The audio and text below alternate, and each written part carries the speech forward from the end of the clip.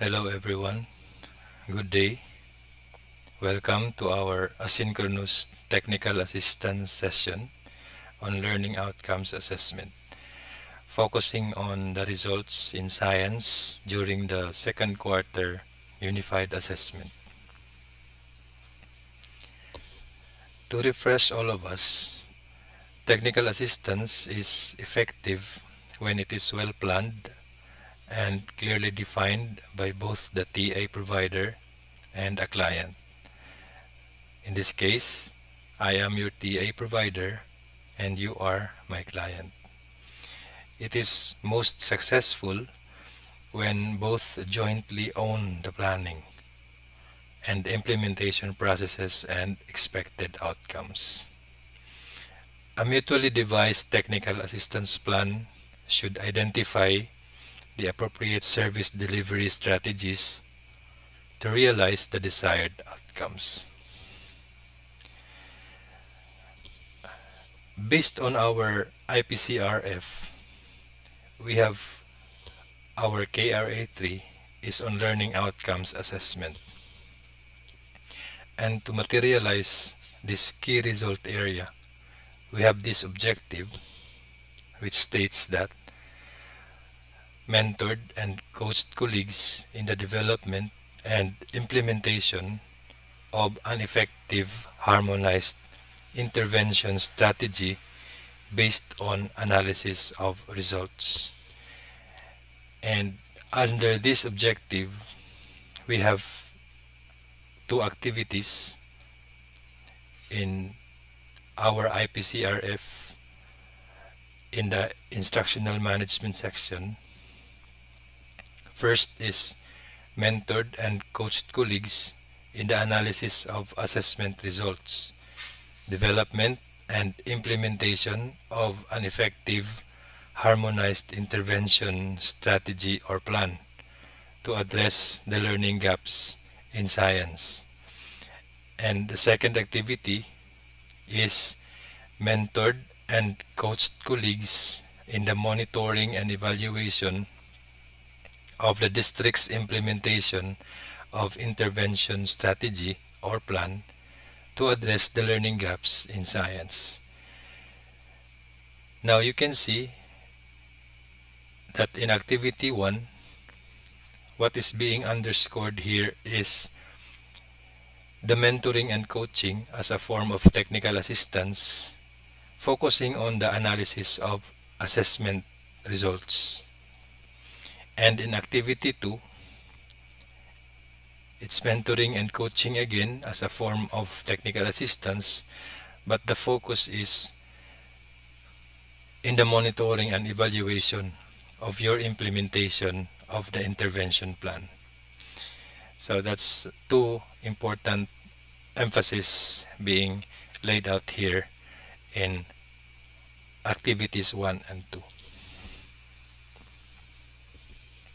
Now, I'm going to show you the assessment results based on the division consolidation. In grade 3 science, in the ranking, we have these 4 districts belonging to the bottom 4, namely San Miguel 3, Barobo 1, Cantilan, and Tago 1. And it's being underscored here or reflected here that the MPS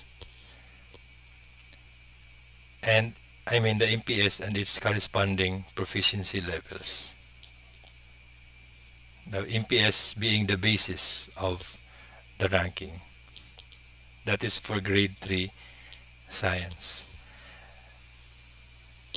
Next is the consolidated result for grade 6 science, with the 4 districts in the bottom 4, namely San Miguel 3, Tagu 1, Barobo 1, and Madrid. San Miguel 3 and Tagu 1, looking at their MPS, has the proficiency level LP, which stands for low proficient, while that of Barabo 1 and Madrid is nearly proficient. That's for grade 6. Next, we have grade 10, showing the bottom 4 districts, namely San Miguel 2, Cagua 8, San Miguel 3, and Cantilan, all with low proficiency levels and also low mean percentage scores.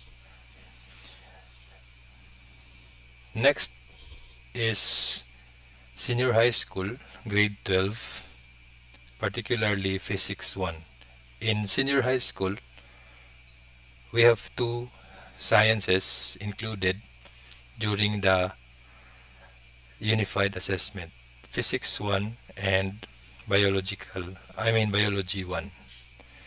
So in grade 12 Physics 1, since it is senior high school, the ranking is by specific school.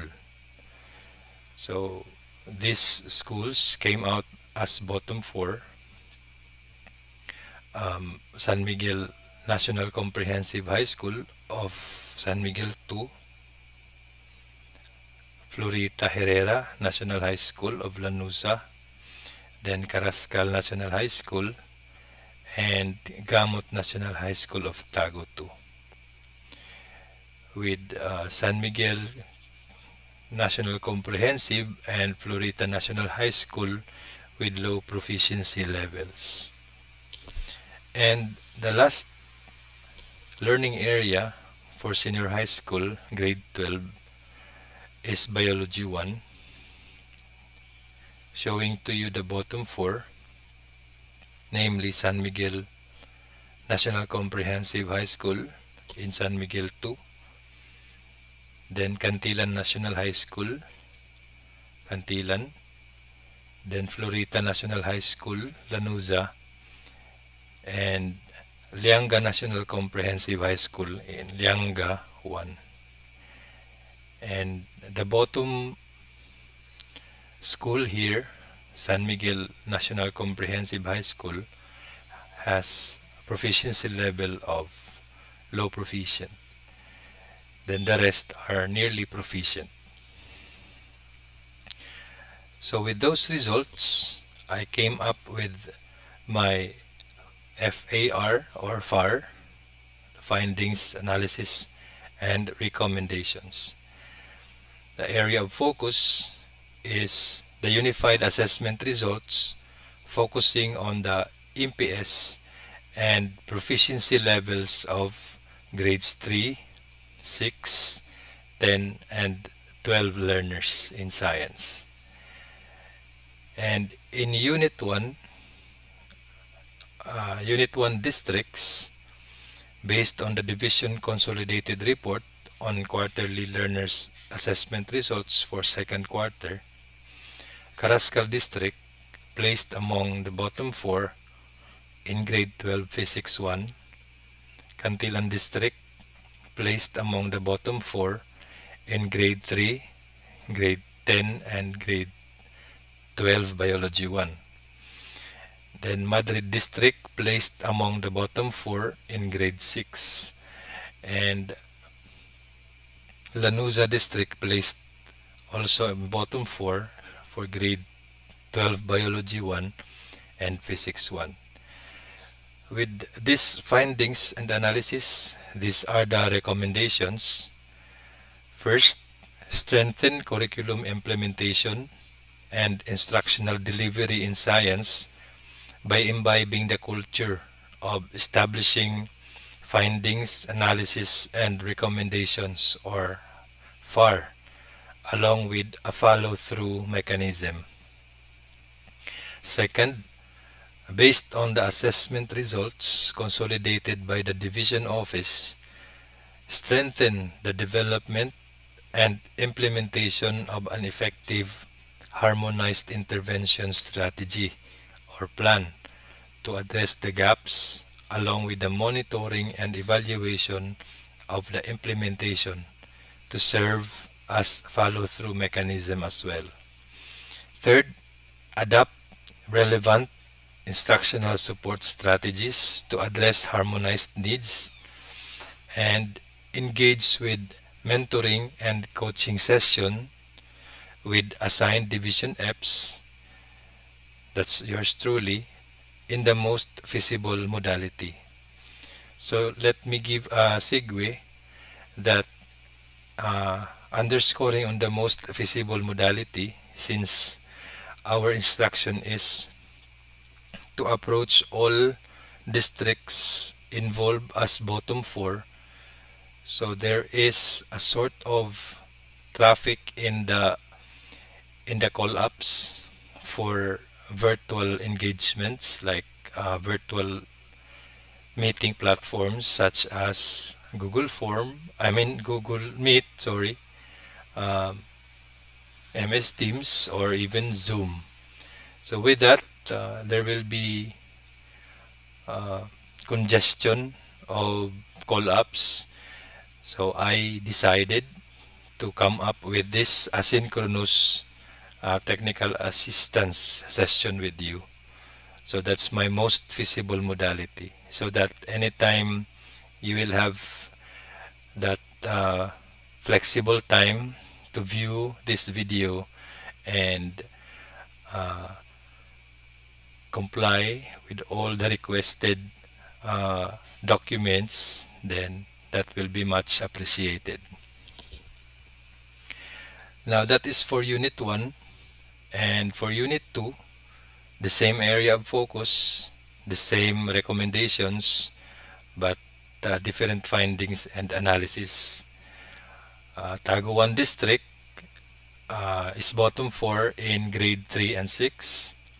Tagu 2 in grade 12 Physics 1. San Miguel 2 in grade 10, grade 12 Biology 1, and grade 12 Physics 1. Then San Miguel 3 in grade 3, grade 6, and grade 10. And then Caguait District in grade 10. That's for Unit 2. And for Unit 3, we have Barubu 1 in grade 3 and 6, and then Lianga 1 in grade 12 Biology 1. So those are my findings, analysis, and recommendation clustered into 3 units by district units. And with that far, I came up with my technical assistance plan, putting all those data into another document with area of concern, previous data. We have no previous data because we did not conduct a unified assessment in the first quarter. And our current data that we are talking about here is the second quarter. So we have no previous data. And then we have the CIGPs, the proposed intervention or activities, and all of these are to be materialized in the current quarter, quarter 1. And you have the resources needed reflected. So how do we go about this technical assistance? Of course, we go back to the IPCRF statements under KRA 3. Remember, KRA 3 with that certain objective. And I'd like to bring your recall to activity 1, which is we shall have mentored you and coached colleagues in the analysis of assessment results, development and implementation of an effective harmonized intervention strategy or plan to address learning gaps in science. Again, the focus here is in the analysis of assessment results. So, in this case, in the analysis of assessment results, I'm giving you two important links. The first link is division consolidation. If you're going to browse, to click and browse that link, that will bring you to the division consolidation. And the second link will bring you to a more detailed presentation of data, which is the district consolidation. So, to further uh, explore, if you are going to click again that link, that will bring you to this folder, the subfolders by district. So I already filtered out the other districts not included in the bottom four, as given by the section in charge of the consolidation. Like we have Tago 2, Tago 1, San Miguel 3, San Miguel 2, Madrid, Lanuza, Carrascal, Cantilan, Caguait, Bayabas, and Barubuan. So that's a total of 11 districts, which came out to be bottom 4 in all the grade levels in science. Again, grade 3, grade 6, grade 10, and then grade 12, physics 1 and biology 1. So to further do the analysis of assessment results, this is what you are going to do. Browse the said link, and then you click your district folder, and you're going to look for your district consolidation, and then with that you are going to identify the school that needs intervention. So as you notice, I am using slash s for school or slash schools because I am not yet sure at this point of time on how many schools is your minimum target in your IPCR. Because in our case, in instructional management section, our target for technical assistance on assessment result is going to be 4 districts. So I am having 11, so that is beyond my target, but that's okay because that's how we go about it. We help each other. So we all give technical assistance to all the bottom 4 in all the grade levels in in all the grade levels. So in your case, you identify the school. If your target is 3 or 2 or 4, then let it be. And once you have mapped out already these schools that need intervention, then that's the time you craft your strategic intervention plan. So what is it now with our strategic intervention plan? So I am suggesting this simple template for you to follow. Um, it has 5 columns, starting with objectives, then activity, time frame, persons involved, and expected outcome. I have a sample of data entered in the table. The PSDS or the DIC shall have. That's under objectives. Categorized priority school or schools with issues on MPS and proficiency levels per result of the unified assessment. So that's your objective. And activity under that objective could be coordinate with the school head or school heads to develop strategies to increase MPS or proficiency levels in Science 6 example. Then time frame April 2022. And then persons involved PSDS, DIC, school head, or you can involve also the district science coordinator or the school science coordinator. And an expected outcome will be achieved 75% in the MPS based on national standards. Now for the time frame, since this is the result in quarter 2, so it's going to be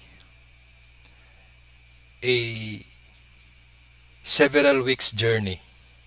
So I'm just putting it there, April 20, the whole of April, since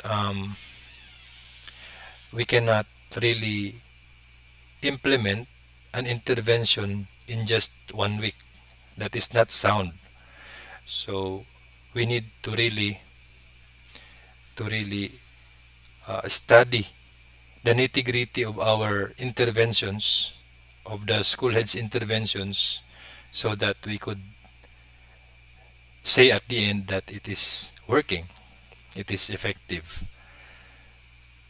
But at the back of our mind, we are targeting really the 75% MPS per national standard. So this is now our simple strategic intervention action plan. And with that, you have the intervention plan now. Then you implement the plan. So what then will follow? The most important thing after that is monitoring and evaluation. Remember activity number 2 in under the KRA 3. Activity number 1 again is focused on the analysis of results. Activity number 2 is mentoring and coaching session with you on monitoring and evaluation, or M&E. Monitoring and evaluation, or M&E, is a combination of data collection and analysis. That's the monitoring part, the data collection and analysis. And assessing to what extent a program or intervention has or has not met its objectives. That's the evaluation part. Monitoring and evaluation have been used to assess the performance of the project, program, and social initiatives. In our case, we are referring to our interventions to alleviate our performance levels. To further refresh us of monitoring, monitoring is periodic and continuous, conducted after program initiation and during the duration of that program or intervention. The data acquired is primarily input and output focused and is generally used as an ongoing strategy to determine efficiency of implementation. Then, what is evaluation? A program evaluation focuses on the performance of the intervention and is principally used to determine whether beneficiaries really have benefited due to those activities.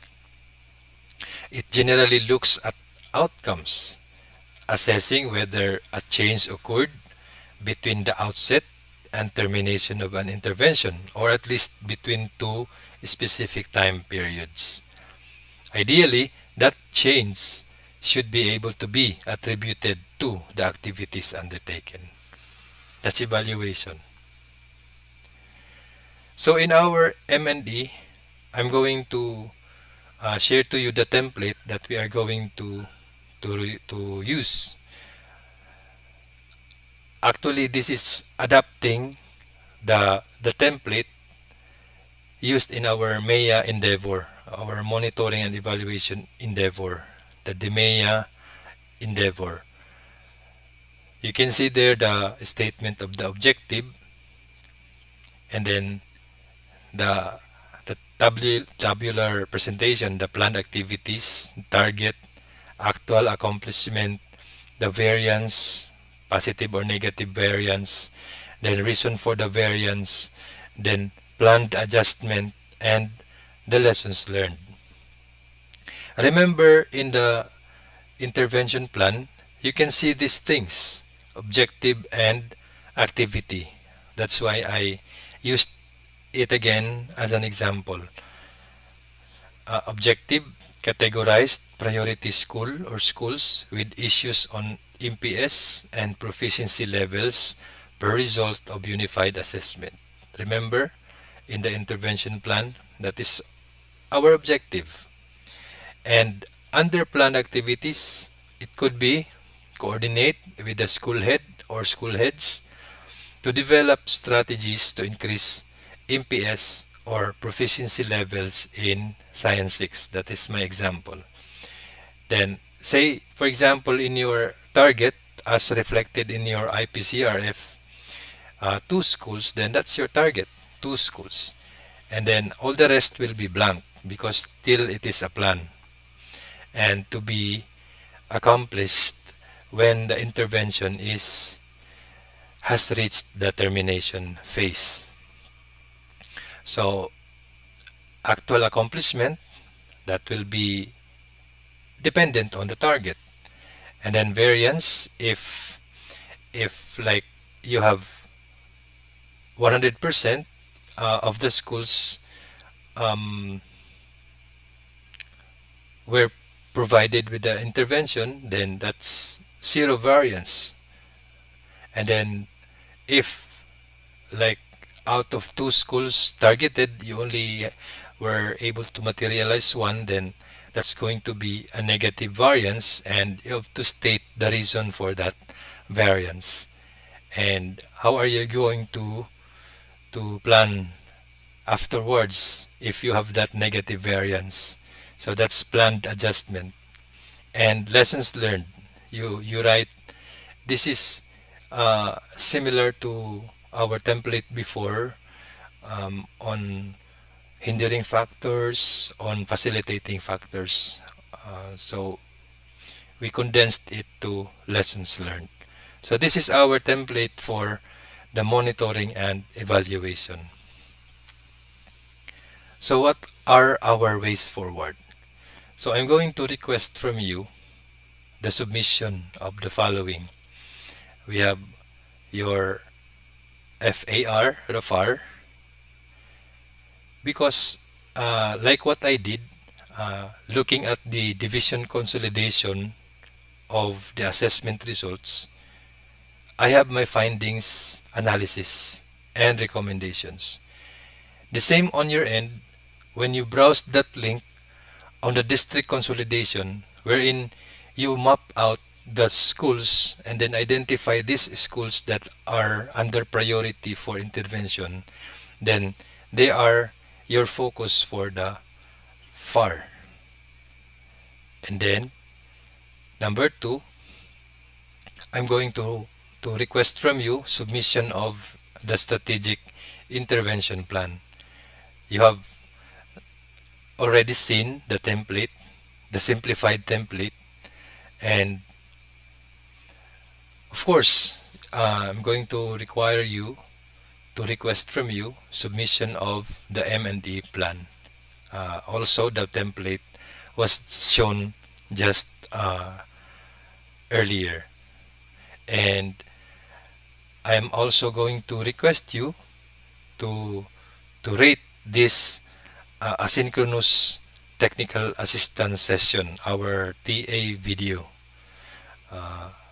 I believe this is a first to be doing asynchronous TA and I made a Google form mechanism of rating this asynchronous technical assistance. Very simple, very condensed form of evaluating this kind of modality of technical assistance. And for the templates, for the official templates and the Google Drive link where you will submit these things will be posted in our Facebook Messenger. So please keep posted. I will be giving further instructions. I will be giving further um, elaborations through our FB Messenger. So I think that would be all for this asynchronous technical assistance session. Thank you very much for your time, and I am hoping for your full cooperation on our endeavor.